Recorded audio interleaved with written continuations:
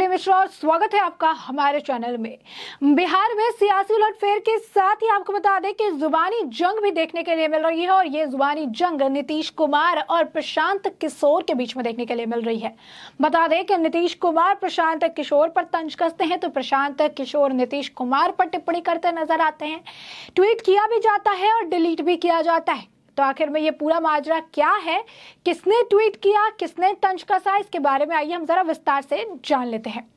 बता दें आपको कि बिहार के मुख्यमंत्री नीतीश कुमार ने अपनी दिल्ली की राजनीतिक यात्रा के तीसरे दिन यानी बुधवार को शरद पवार, दिवंकर भट्टाचार्य समेत कई नेताओं से मुलाकात की। इसके बाद पत्रकारों द्वारा विपक्षी दलों की एकता से जुड़े सवाल पर नीतीश कुमार ने भाजपा पर जमकर निशाना साधा। उन्होंने कहा कि बिहार में सभी विपक्षी दल एकजुट है, राज्य में 7 विपक्षी दल एक साथ है। अब भारतीय जनता पार्टी अकेले पड़ गई है, जिसके चलते भाजपा के वरिष्ठ नेता बेमतलब की बयानबाजी करते रहते हैं। सीएम नीतीश कुमार ने इस दौरान प्रशांत किशोर पर भी अपनी प्रतिक्रिया दी। दिल्ली से पत्रकारों से बातचीत के दौरान पत्रकारों ने जब मुख्यमंत्री नीतीश कुमार से पूछा कि प्रशांत किशोर का क्या कहना है कि बिहार में हुए बदलाव का देश में कोई असर नहीं पड़ेगा, इस पर सीएम नीतीश कुमार ने कहा कि प्रशांत किशोर मेरे साथ आए थे ना, बिहार में जो करना है वो करे। प्रदेश में 2005 से क्या काम हो रहा है ऐसे लोगों को कुछ पता नहीं है। नीतीश कुमार ने कहा कि अगर कोई इस तरह की बात कहता है तो इसका मतलब यही है कि उसे बीजेपी के साथ रहने का मन होगा या फिर भाजपा की मदद करने की इच्छा होगी। महागठबंधन की सरकार बनने के बाद बीजेपी लगातार सीएम नीतीश कुमार पर हमलावर है।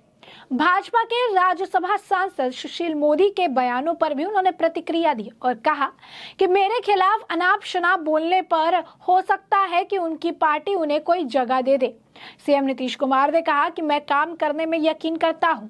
हम लोग लगातार बिहार में काम कर रहे हैं। हमसे अलग होने के बाद बीजेपी की क्या हालत हुई? 2015 में बीजेपी को कितनी सीटें मिली थी? पिछले लोकसभा चुनाव में हम लोग साथ थे, तब जाकर इतनी सीटें मिली थी। अगले चुनाव में सब पता चल जाएगा।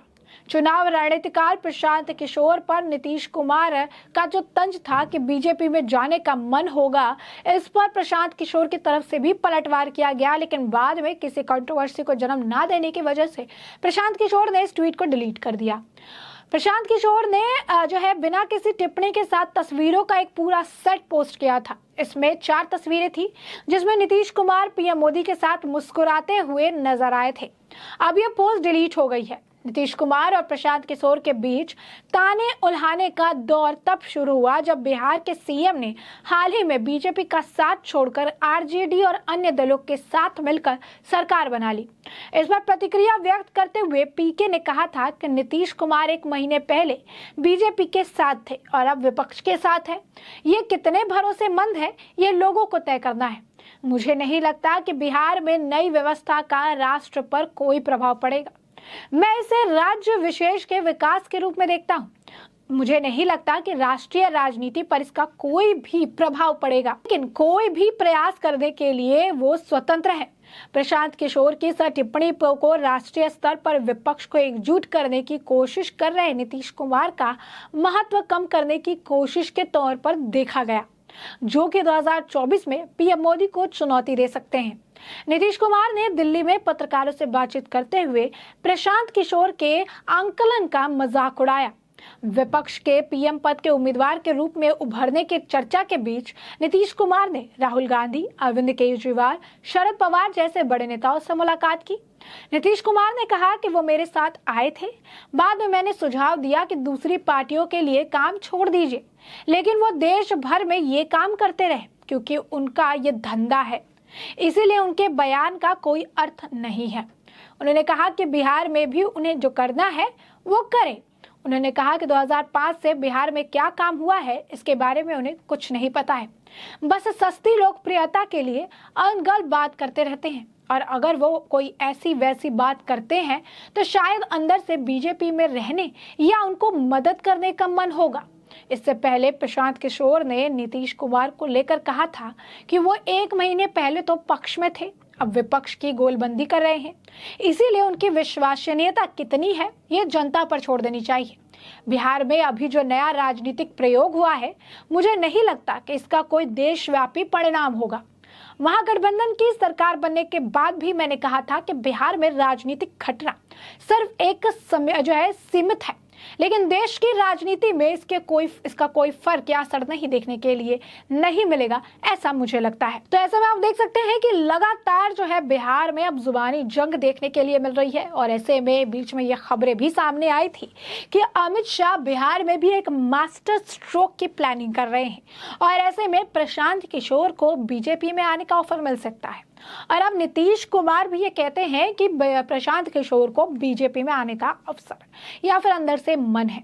ऐसे में ये बात तो स्पष्ट है कि कहीं ना कहीं अमित शाह की रणनीति का उनके मास्टर स्ट्रोक का कहीं ना कहीं अंदाजा नीतीश कुमार को भी लग चुका है। और यही कारण है कि नीतीश कुमार अब खुद भी आलंकन करने लगे हैं, सोच विचार करने लगे हैं और प्रशांत किशोर के बयानों पर अपनी तरह से टिप्पणी भी कर रहे हैं।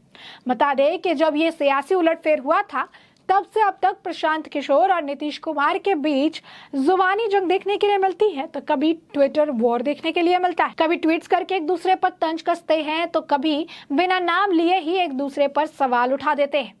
ऐसे में ये भी खबरें थी कि जिस तरीके से नीतीश कुमार ने धोखा दिया है और आरजेडी के साथ जाकर मिल चुके हैं, तो ऐसे में अब बीजेपी बिहार में मजबूती बरकरार करने के लिए चिराग पासवान की पार्टी के साथ जा सकती है और चिराग पासवान को कैबिनेट में जगह भी मिल सकती है।